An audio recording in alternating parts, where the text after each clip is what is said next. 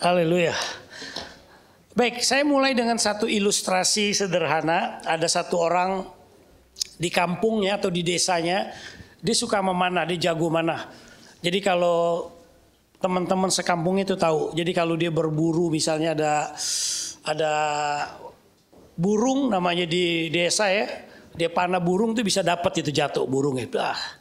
Kalau dia lagi pengen makan buah, ada misalnya itu ada pohon duren gitu ya. Coba lu panah duren itu. Jadi itu persis dia punya batang duren ini, itu dipanah plus bisa jatuh makan duren dia. Jadi terkenal banget dia memanahnya di desa itu. Satu saat dia tinggal di desa ini di sebuah kerajaan, lalu rajanya satu saat lagi ulang tahun kerajaannya, dia bikin lomba. Sekarang lomba memanah. Jadi siapa yang mau ikut pokoknya dari kerajaannya kampung-kampung semua daftar. Lalu teman-temannya tahu, bilang, kamu di kampung ini terkenal banget tentang panahnya. Itu raja lagi bikin undian. Cepat daftarin diri aja. Karena dia dorong-dorong, kamu bisa, kamu pasti menang. Kamu hebat, lihat aja pokoknya burung aja terbang, kamu bisa dapet. Duren bisa jatuh. Akhirnya dia termotivasi juga mengikuti apa yang teman-temannya kampung bilang. Akhirnya dia mendaftar. Begitu dia daftar, tiba harinya perlombaan itu. Waktu perlombaan dari kampung ini, wah dia menang, dapat angkanya kan, target itu buletan masuk ke sini, dapat angkanya sekian, 1, 2. Lalu giliran dia, waktu diuji untuk memanah, dia pasti panah itu, wah orang teriak, ayo, teman kampungnya juga support, ayo. Begitu dia panah meleset, wah, nggak kena sasaran. Pakai anak panah kedua, meleset lagi. Ketiga meleset, tambah grogi, tambah gemeter, tambah kuat, keringet kayak sejagung. Pendek kita 10 panah.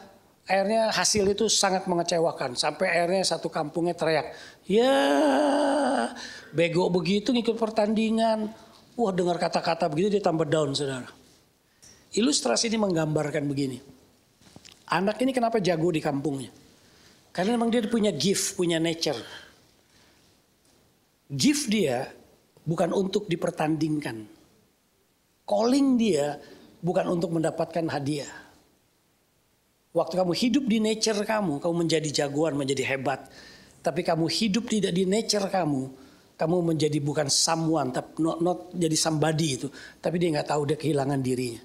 Sejak pertandingan itu dia down banget. Dia mau bunuh diri.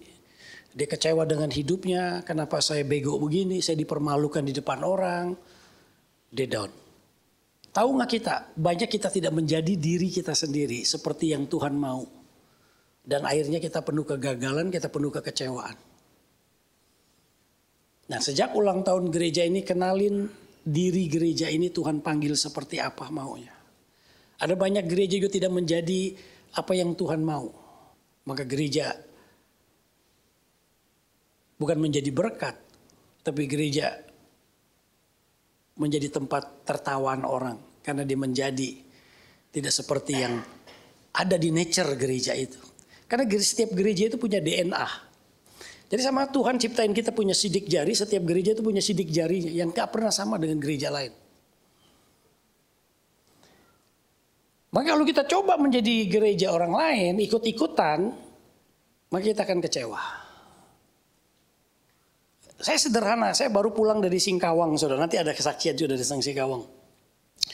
Yang sebuat saya impress, ada satu panti asuhan yang saya kunjungi. Nanti ada videonya, nanti habis khotbah mungkin ada videonya.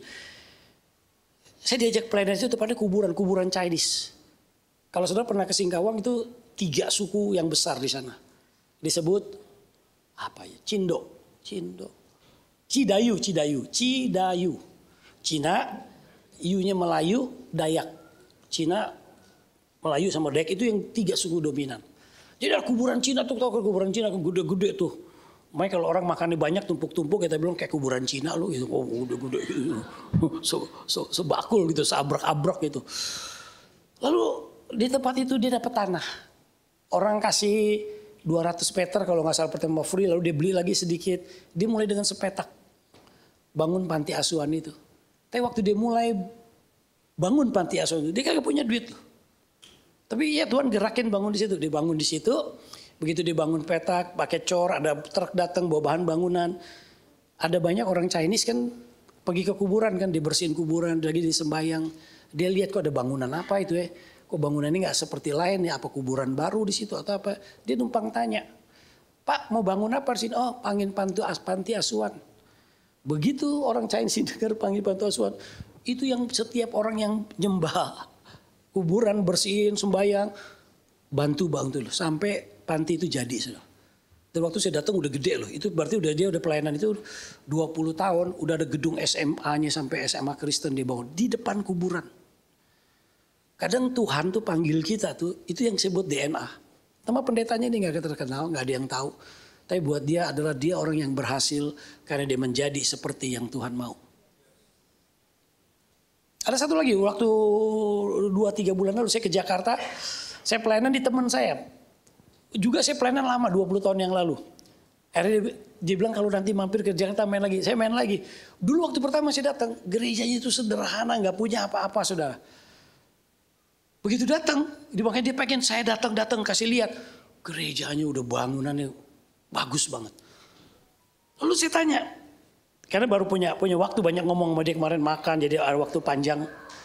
Kayak tadi saya juga biasa ngisi kebaktian pagi itu belum habis udah pergi jalan karena ngisi kebaktian di kita jam 10 kan. Tapi sekarang jam 2 enak juga ya kebaktian jam 2 ya. Waktunya panjang gitu kan. Saya tinggal di rumah Hendri itu. Biasa kalau pagi dibangun pagi-pagi. 1, 2, yang kecil yang kenal ya tahu gitu.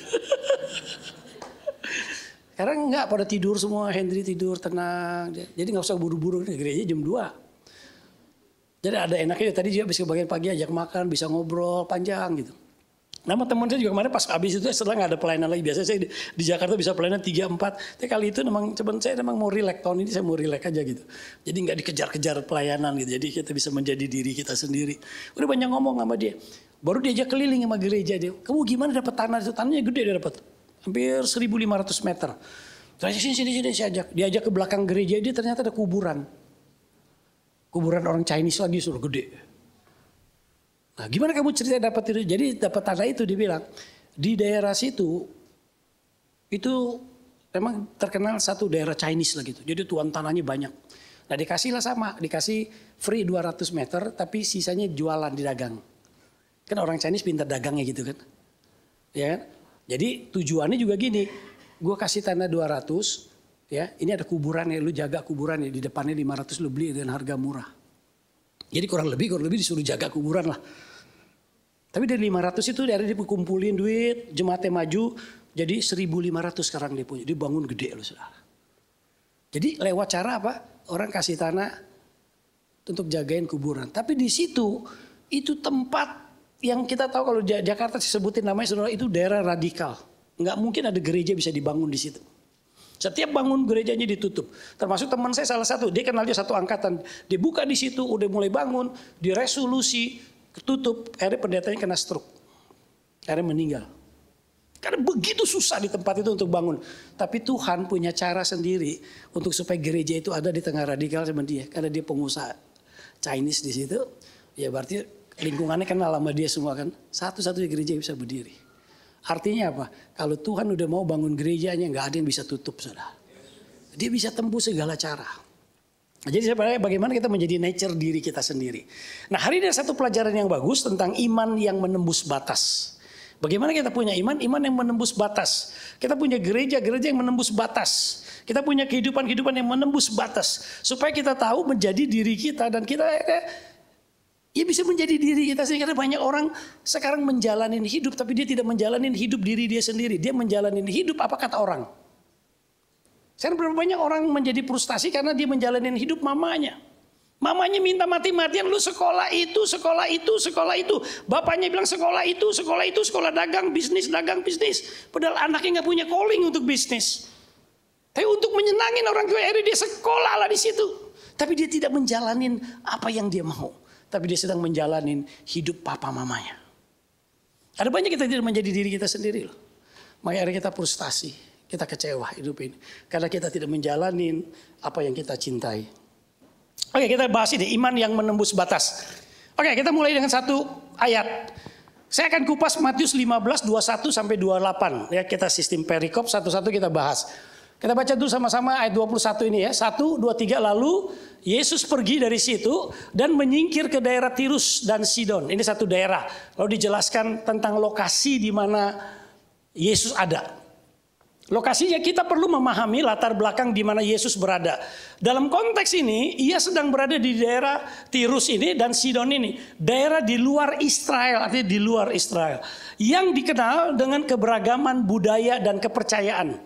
Wanita Kanaan, karena wanita dari Kanaan ini merupakan simbol dari orang yang dianggap bukan penerima janji Allah. Ia bukan bagian dari umat pilihannya. Jadi non-Israel. Orang Israel dipilih. Ini bangsa kafir istilahnya, tidak dipilih. Ini konteksnya latar belakang ayat 21 menjelaskan itu. Lalu berikutnya yang di bawahnya. Berikutnya ayat 22-nya. Sekarang kita baca ayat 22-nya. 1, 2, 3. Maka datanglah seorang perempuan Kanaan dari daerah itu dan berseru, "Kasihanilah aku, ya Tuhan, anak Daud, karena anakku perempuan kerasukan setan dan sangat menderita." Dari ayat ini kita mau kupas kata yang ditebelin hurufnya, anak Daud. Kenapa anak Daud? Saudara ingat juga ada seorang Bartemius yang matanya buta. Waktu Yesus datang ke kotanya, dia udah dengar berita bahwa Yesus itu menyembuhkan, bahwa Yesus itu orang baik, bahwa Yesus ini seorang yang luar biasa. Saya ingin ketemu dia, saya ingin berjumpa dia, tapi matanya dibuta. Maka teriakannya sama, Yesus anak Daud, ya Tuhan anak Daud, kasihanilah aku. Ingat familiar kata itu? Sama perempuan ini udah mendengar, walaupun dia orang kafir, udah tersebar berita bahwa Yesus ini orang luar biasa, dia menyembuhkan penyakit, dia mengusir setan. Maka waktu Yesus datang di tempatnya, kembali dia berteriak, Tuhan anak Daud. Dia menyebut, kenapa anak Daud? Nah, silsilah Yesus itu dalam Matius 1 ayat 1 itu jelas ditegaskan, menegaskan bahwa dia adalah anak Daud secara harafiah turunannya, saudara. Jadi kalau saudara ngikutin pembacaan firman yang di Sydney, itu dari kitab Kejadian kan udah jadi Kejadian, sekarang sampai kita 2 Tawarik, saudara bisa nangkep tuh di situ tuh, bisa ngikutin tuh. Bagaimana Daud dipilih Tuhan sampai melahirkan Salomo dan seterusnya di belakang kalau saudara lihat itu penuh dengan keajaiban. Jadi bagaimana dia menjaga keturunannya? Maka waktu dia bicara anak Daud, dia tahu siapa di Daud. Lalu lebih dalam lagi kita kupas, anak Daud adalah istilah mesianik Yahudi. Sungguh luar biasa bahwa perempuan kafir ini mengakui Yesus sebagai Mesias. Sedangkan umat pilihannya bangsa Israel pada waktu itu menolak Yesus dan menyalibkan dia. Jadi kontras. Jadi waktu dia berbicara anak Daud, itu juga mengajarkan kita satu tentang ketergantungan pada Tuhan. Kalau kita belajar sebetulnya kehidupan Daud, satu loh disebut dia makanya yang berkenan di hati Tuhan. Apa? Ketergantungannya sama Tuhan. Waktu dia jatuh di dalam dosa.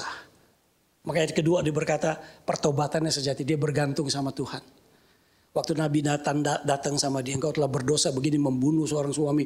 Lalu istrinya kamu ambil. Dia langsung berkata. Langsung bertobat. Jadi hatinya benar-benar lembut. Waktu dia mau mati apa pesan dia? Kepada Salomo pesan yang paling berarti. Jangan lupa akan Tuhan. Tuhan begitu baik. Maka Mazmur 23 dia berkata, Tuhan adalah gembalaku. Kata kunya itu tuh personal. Saya udah alamin dia. Saya udah kecap betapa baik dia. Orang lain mungkin gak bisa mengerti dia. Orang lain bisa tinggalkan dia. Tapi di tangan-tangan Tuhanku gembalaku itu. Waktu aku jatuh bagaimana dia mengangkat aku. Waktu hatiku hancur bagaimana dia memeluk aku. Dia kata personal banget Tuhan. Itu Daud. Maka bergantungan kepada Tuhan, dia menjadi contoh di dalam atas waktu dia tinggi, waktu dia di bawah, Tuhan terbukti betapa dia menjadi gembala yang baik dan pertobatan sejati. Maka dia tidak takut, dia tidak merasa cemas untuk datang kepada Tuhan dalam keadaan hati hancur seperti apapun. Bagaimana dia memegang tangannya Tuhan, memegang Daud itu. Lalu yang ketiga, visi kerajaan Allah dalam kekekalan. Dia tahu begitu Daud ini akan keturunan Daud, inilah janji Tuhan ada melalui keturunan Daud. Maka orang-orang kafir itu kagum akan Tuhan. Turunannya gitu, saudara, dia kagum banget. Ini bicara tentang anak Daud ya, jadi maka disebut anak Daud. Lalu yang berikutnya satu klik lagi. Nah, saudara di sini, saudara melihat ini sekarang sama ayat yang sama ya. Tekanannya adalah kerasukan setan. Nah, ayat ini berkata begini, maka datanglah seorang perempuan Kanaan dari daerah itu dan berseru, kasihanilah aku anak ya Tuhan, anak Daud, karena anakku perempuan. Ini problemnya kenapa dia datang kepada Tuhan. Karena anakku yang perempuan kerasukan setan dan sangat menderita. Jadi pas saya baru minggu lalu pulang dari Singkawang. Jadi kalau saudara mau pelayanan pelepasan, deliverance, lihat setan, saya usulin nanti sama Pak Bernard nih, yang lulus SOM kirim ke Singkawang.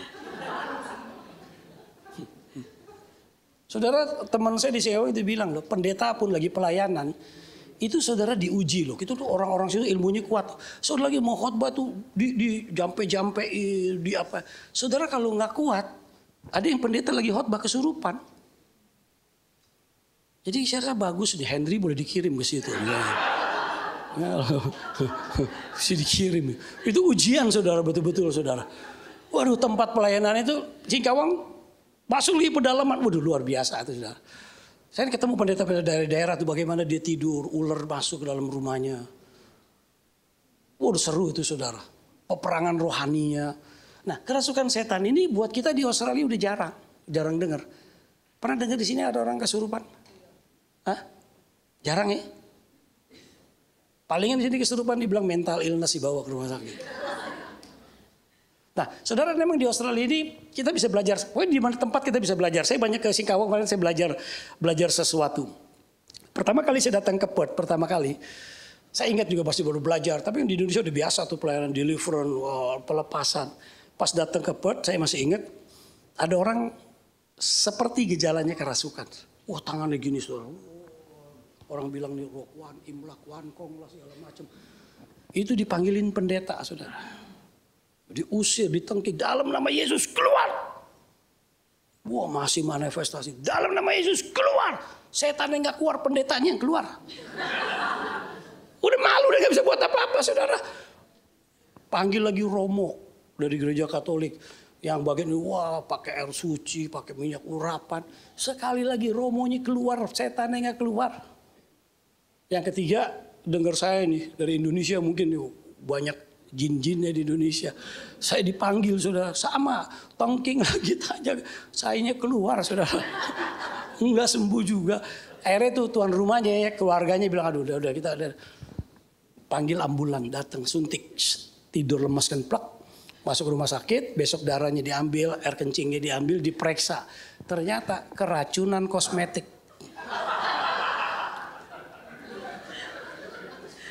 Benar kan maksudnya kosmetik? Jadi hormon sukacitanya itu melampaui. Jadi gembira begitu saudara. Nah kita pikirnya roh jahat.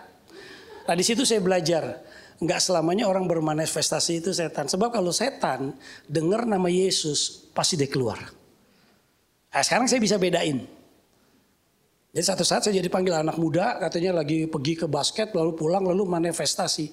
Saya lihat matanya, saya doain thinking, ini bukan setan, ini gejala mental. Nah itu juga mesti bedain tuh saudara. Tapi setan ada real. Nah di Singkawang saya belajar itu. Ketemu kan, nah gereja yang saya kunjungin saudara, kebetulan dia punya DNA-nya tadi sidik jarinya, itu pendetanya deliverance panggilannya. Saya bilang kamu punya panggilan, saya bilang DNA kamu tuh deliverance. Karena hampir jemaatnya itu yang ex tatung. Tatung itu artinya gini, tatung ini orang yang, ini dia disebut tatung nih. Jadi dia bisa masuk roh, yang dia percaya itu rohnya dalam tanda kutip dewa masuk ke dia. Makanya waktu dia lagi manifestasi, orang bisa tanya, bisa nyembuhin penyakit dan macam-macam. Nah jadi kalau saudara lihat itu dirinya di atas golok tuh saudara, kakinya nggak tembus, nggak berdarah. Potong lidah saudara, dan lidahnya putus bisa disambung lagi. Jadi ini setiap festival Cap Gomeh, penuh orang datang pengen ngeliat karena ada satu keajaiban di kota ini. Ini lagi festival Cap Gomeh nih, ramainya begini, satu orang apa tuh handphone semua kan tuh lihat tuh. Itu real. Nah beberapa ada yang bertobat di gerejanya itu. Jadi saya tertarik, saya bilang panggil orang itu tuh yang kamu bisa panggil. Saya pengen dengar ceritanya. Dia datang loh saudara. Saya pengen tahu ceritanya kamu tuh bisa jadi tatung itu gimana. Jadi cerita singkatnya gini saudara. Dia bilang satu saat saya di badan saya pegel banget. Lalu nafasnya sesak setiap bangun tuh berat. Rasanya kayak gak bisa napas. Kayak orang mau dicekek. Dia bilang aduh gak enak banget. Dia cek ke dokter. Cek darah, periksa, di ronsen segala macam. Dokter bilang nggak ada kelainan, kamu sehat. Sampai dia bingung. Dok ini gak bisa napas, udah mau mati kayak dicekek. Akhirnya dia bilang mungkin dokternya salah diagnosa. Dia pergi lagi ke satu dokter. Hasilnya sama, you sehat. Akhirnya sama dia bilang, akhirnya orang Singkawang gini, kalau dia penyakitnya agak sedikit parah, dia perginya kemana? Ke Malaysia. Karena Malaysia itu dekat dari Singkawang, perbatasan. Ada rumah sakit, dia pergi ke situ. Dia cek lagi semua, di ronsen, di apain, pokoknya MRI semuanya. Clear, sampai dokter dia bilang, nothing wrong with your body, everything is okay. Tapi dok saya gak bisa napas. Oh mental dia bilang. Kasihlah obat penenang. Dia bilang berarti mental kamu yang blok ini. Kasih obat penenang, dia bilang tetap gak bisa. Wah gak bisa. Akhirnya keluarganya putusin segala macam. Udahlah kamu ke orang pinter. Ke Tatung. Pergi betul. Begitu pergi dipegang belakangnya katanya. Langsung kerasukan. Wah langsung dimanifestasi. Udah disitulah dia dinubuatin. Arti iman negatif ditaruh. Bahwa kamu ini keturunan dewa. Disebut ada tulang dewa di dalam kamu. Udah sejak itu dia manifestasi terus. Dan dia bisa lihat roh loh sudah dia bilang. Dia kalau lagi gak mau tiba-tiba tuh roh bisa datang tuh kayak asap itu. Wah aduh dia jauh dia takut tuh karena menderita banget tuh. Menderita banget. Aduh udah gak enak. Aduh. Kadang-kadang datang lagi roh yang lebih besar lagi. Aduh gue gak mau jangan masuk lagi. Dia bisa lawan. Nah itu dia belajarin itu loh saudara. Sampai akhirnya dia bisa, dia punya toko misalnya saudara. Dia dulu dia gak ngerti juga, dia bilang dia punya toko. Itu tiba-tiba teman dia telepon dia, langganan dia telepon. Lu tutup ya? Gue lihat seminggu toko lu tutup. Enggak gue buka. Enggak gue lihat tutup. Pantesan gue sepi katanya tokonya. Itu ditutupin betul-betul. Jadi orang setiap langganan lihat itu tokonya bisa tutup. Dia pergi udah tahu Tatung ini, dia pergi ke gurunya lagi yang lebih tinggi. Dia disuruh beli mesbah, beli apa penyembahan lebih tinggi lagi. Betul saudara, sekarang terbalik, tetangga kiri kanan dia tertutup, dia rame. Dia bilang ini real, dia nggak boleh yang bersaing. Gue dagang, gue tahu yang sebelah ditutupin. Jadi mesti ada kuat ilmunya. Tapi kesimpulan dia bilang begini, akhirnya dapat uang pun banyak, habis. Nah mulai dia cerita ternyata kenapa tuh ada tulang dewa itu. Kakek dia itu termasuk orang yang terkenal di Singkawang. Dulu dia berapa potong lidah, dia bilang waktu umur 5 tahun tuh ngelihat katanya. Kakeknya tuh bisa potong lidah, disambung lagi putus dia bisa. Jadi itu real saudara. Dia masuk, dan kakeknya dibilang orang sakti seperti itu. Matinya menderita dan miskin. Maka orang yang main setan saudara, jangan kira saudara diberkatin. Saudara kelihatannya diberkatin, tapi diambil lagi. Diberkatin, disiksa sebetulnya. Maka firman Tuhan bilang apa? Iblis datang untuk mencuri, membunuh, dan membinasakan. Tapi aku datang untuk memberikan kamu hidup yang berkelimpahan. Kayaknya yang jemaat Sydney mesti dikirim ke Singkawang semua. Ngalamin lu, saya melihat situ, waduh, saya challenging ngelihat situ. Wah banyak tuh ceritanya. Menarik loh saudara. Terus sekarang orang yang di Tatung ini kan dia bertobat nih, kenal Tuhan ya. Sekarang dia punya grupnya tuh, yang Tatung dia tahu, dia panggilin satu-satu diinjilin loh saudara. Dan makanya di gereja itu sekarang banyak ex-Tatung. Dia bilang ada satu teman saya datang, dia tempat duduk dia, aku ikat dalam nama Tuhan Yesus, soal Tatung dia ikut. Itu Tatung waktu datang ke gerejanya kan, datang penyembahan, dia panas tuh, kayaknya panas gitu. Dia pengen berdiri nggak bisa, diikat kan di bawah, nggak bisa. Dia mau karena dia mau keluar nggak tahan, nggak bisa dia. Dari situ dia ketemu Tuhan, kayak kesaksian gitu luar biasa. Amin. Kalau saudara diikat pun kursinya tetap aja saudara ke WC kan. Menarik loh saudara, kesaksiannya menarik tuh. Jadi waktu saya pulang, pas saya dengar khotbah ini, saya siapin benih khotbahnya ini dapat dari Australia. Ada orang telepon saya nggak percaya sama Tuhan. Nah di Australia setan itu beda, otak. Makanya banyak free thinker di sini. Dia nyerangnya di sini nih.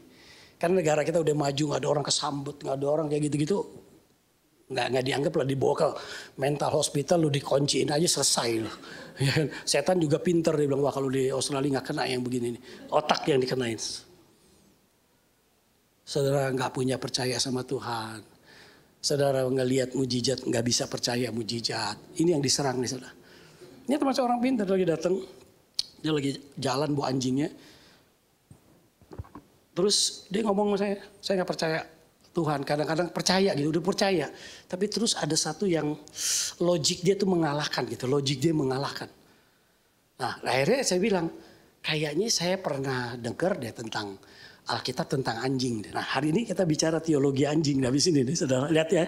Lihat ya, 23, masukin. Sekarang 23. 23. Nah ini jadi setan Australia di sini banyak nih saudara. Di sini.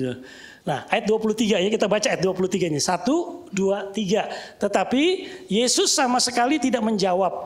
Lalu murid-muridnya datang dan meminta kepadanya, suruhlah ia pergi. Ia mengikuti kita dengan berteriak-teriak. Sampai murid Tuhan Yesus juga bilang, udah perempuan ini suruh pergi aja dari sering ganggu kita. Teriak-teriak seperti Bartimeus. Yesus anak Daud kasihanin aku. Yesus anak Daud kasihanin aku. Aduh ini orang pusing nih, gue usir aja udah Tuhan. Dan Tuhan diam tidak menjawab. Kalau muridnya nggak tahu sedalam Tuhan tahu. Nah makanya di sini ada penjelasan. Waktu Tuhan Yesus diam, bukan dia nolak perempuan ini.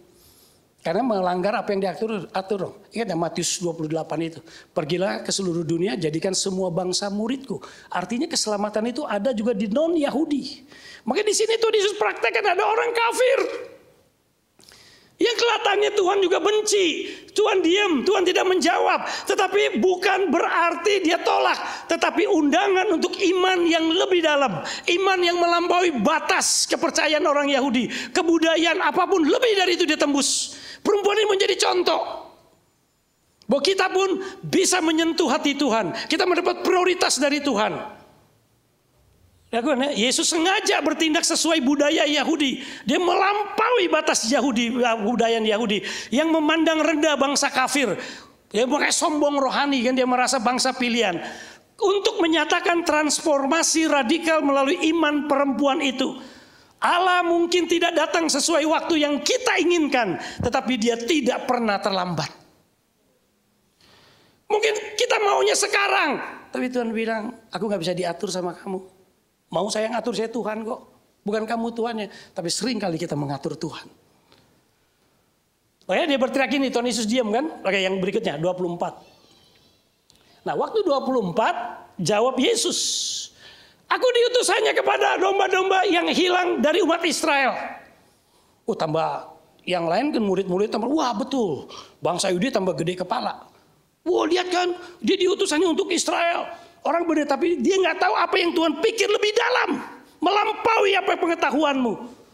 Dia ngomong seperti ini, kenapa? Karena Israel sering disebut kawanan domba Tuhan. Ya ada pendukung ayatnya. Domba adalah hewan yang tidak bisa bertahan hidup tanpa gembala. Maka sering diperumpamakan orang Kristen itu seperti domba apa? Dia nggak bisa hidup tanpa gembala. Jadi menggambarkan ketergantungan mutlak manusia kepada Allah. Itu bangsa Israel diharapkan lu bergantung sama Tuhan walaupun lu pinter gitu. Secara tapi berapa kali dia gagal. Dengan menyebut diri diutus hanya untuk Israel, Yesus menguji kerendahan hati dan iman perempuan itu. Orang kafir itu diuji. Nah setelah ini baru kita ngerti. Ayat berikutnya menjelaskan 25-nya. Nah 25, 26, 27 itu jadi kesatuan nih saudara. Kita pelajarin ini, makanya saya bilang ada teologi anjing. Kita pelajarin tentang anjing hari ini. 25 saudara, baca sama-sama 1, 2, 3. Tetapi perempuan itu mendekat dan menyembah dia sambil berkata, Tuhan tolonglah aku. Udah pengen diusir. Aku aja datang nih untuk orang Yahudi. Bukan untuk kamu orang kafir. Tapi perempuannya apa bilang? Ayat 25, Tuhan tolonglah aku. Artinya dia merendah hati, dia gak tersinggung loh saudara. Ada berapa banyak orang di gereja kadang-kadang tersinggung lari tinggalin gereja, tinggalin Tuhan. Makanya dia iman yang luar biasa, dia melampaui batas harga diri saya. Untuk ketemu Tuhan sudah gak ada harga diri lagi Tuhan. Gak apa-apa kalau Tuhan ngomongin anjing, gak apa-apa lah Tuhan. Tuhan tolong karena Engkau lah satu-satunya Tuhan. Engkau satu-satunya juru selamat, gak ada yang lain. Makanya 26, tetapi Yesus menjawab, tidak patut mengambil roti yang disediakan bagi anak-anak dan dilemparkannya kepada anjing. Artinya anak-anak orang Israel itu makan rotinya. Sekarang ada remah-remahnya, ada sisa-sisanya. Juga gak layak diberikan kepada kamu. Tapi ayat 27 kata perempuan itu, benar Tuhan. Benar Tuhan, benar Tuhan, aku ini anjing. Bukan domba yang kau pilih. Namun anjing itu makan remah-remah yang jatuh dari meja Tuhan itu. Gak apa-apa aku makan. Aku gak dapat rotinya. Tapi aku dapat remah-remahnya. Nah kata anjing di sini, dia memakai kata bahasa Yunani artinya anjing kecil. Atau anjing pemeliharaan. Bukan anjing liar yang najis. Ya, ada kata yang berbeda tuh. Kiranion memakai kata itu sama kion, kata beda. Yang dipakai untuk anjing liar. Jadi betapa detailnya Alkitab loh saudara. Waktu perempuan itu menjerit, dia berteriak. Dia memakai kata tuh khusus. Kata anjing kecil, anjing peliharaan saudara. Wow. Nah sekarang kita pelajarin. Orang yang gak bisa percaya kepada Tuhan, mungkin karena kita berpikir domba, kita tuh anjing saudara. Nah kebetulan kita tinggal di Australia, sangat menghargai anjing. Ya kan, jadi kita bisa relate nih. Karena di rumah saya ada anjing. Saya gak suka anjing. Buat saya repot tuh, harus piara anjing itu repot. Satu saat kan saya sering pelayanan keluar, istri saya senang anjing, karena dia grown up gede tuh sama anjing. Di Indonesia ada anjingnya gitu. Lalu begitu anak saya ulang tahun, Gersom Esther 2 lahir. Karena saya sering pergi, lalu minta hadiah ulang tahun. Hadiahnya apa? Dia minta anjing. Dibeliin lah anjing. Dia dibeliin anjing, waktu kecil tuh lucu tuh papinya tuh. Begitu main anjing, satu saat anjingnya sakit. Kita bawa ke dokter. Waktu pakai ke dokter, namanya Spike anjing saya yang pertama. Di dokter itu dipanggil Spike Ong. Kita sampai kaget di Indonesia, hah? Gila. Kok anjing pakai marga gua gitu loh. Kita kan baru pertama kali ini masih bego-bego gitu. Gila di sini dokter. Iya dia bilang kalau kok anjing itu di Australia itu dianggap keluarga lah saudara. Jadi saudara kalau kerja boleh ngambil cuti karena anjing sakit. Bisa lah, bener. Bener. Begitu disayangnya anjing. Satu saat saya juga punya teman jemaat, anjingnya meninggal. Dia sangat sayang sama anjing, anjingnya mati. Itu dia panggil pemakaman anjingnya. Yang datang itu pakai jas hitam loh saudara. Anjingnya digotong pakai dengan hormat loh saudara. Oh anjing mati. Betul-betul saudara. Sampai ditempatin di kuburan itu terhormat banget. Makanya kalau dia ngomongin ini kita di Australia bisa ngerti loh. Artinya perempuan ini udah ngeliat jauh loh saudara. Bahwa anjing peliharaan itu seperti apa gitu loh. Aku anjing juga gak apa-apa Tuhan. Karena dilihat anjing itu bukan anjing yang najis. Tapi anjing sesuatu yang berbeda. Nah kita belajar sekarang tentang anjing. Ternyata saya nemuin artikel yang bagus tentang anjing saudara. Dan hubungannya dengan Tuhan. Oke, yang berikutnya saudara lihat. Klik. Yang pertama. Waktu dia berbicara aku ini seperti anjing. Itu ada kebayang begini saudara. Surrender to the least. Trust his leadership. Kan anjing ada listnya tuh. Pegang tuh. Ilustrasinya begini, a dog that constantly pull the leash, tired itself out and frustrated the owner. But a dog that walk beside its owner enjoy the journey. Makanya orang yang kalau nggak percaya Tuhan, ya coba narik itu, nggak mau ikutin ownernya, Tuhannya, saudara, dia akan capek. Kita capek sendiri. Maka waktu dia berbicara, perempuan itu dia bicara tentang anjing, dia ngerti itu. Anjing peliharaan. Ya, nggak perlu kita keluar lari dari online. Application gini, instead of demanding things from God in prayer, God bless my plan. Ask, God what are you plan for me? Seringkali kita datang pakai to-do list, dia bilang, ya my plan ini loh, plan saya. Tapi kita nggak pernah percaya sama owner kita. Kalau dok dia nggak pernah punya plan apa-apa loh, terserah ownernya. Hari ini mau dibawa ke Pak A dia ikut, Pak B dia ikut. Dia nggak bilang kok kesini sih, pergi yang lain. Enggak, dia ikut aja. Trust his leadership. Yang kedua klik lagi, obey his command. Even when you don't understand. Perempuan itu nggak understand. Aku datang hanya untuk orang Yahudi. Aku datang ini seperti ditolak. Dia nggak understand. Tapi yang dia tahu kayaknya spirit dia yakin ini orang baik, ini orang benar keturunan Daud ini. Di dalam dia ada keselamatan. Di dalam dia ini ada sesuatu, ada kesembuhan. Hanya dia, makanya dia obey aja, dia obey. Maka ilustrasinya well trained dog doesn't need to know why the owner say sit or stay. It's obey because it's trust. Application when God word of spirit from you, misalnya to forgive, to wait, to give, to go, obey. Even fit it doesn't make sense yet.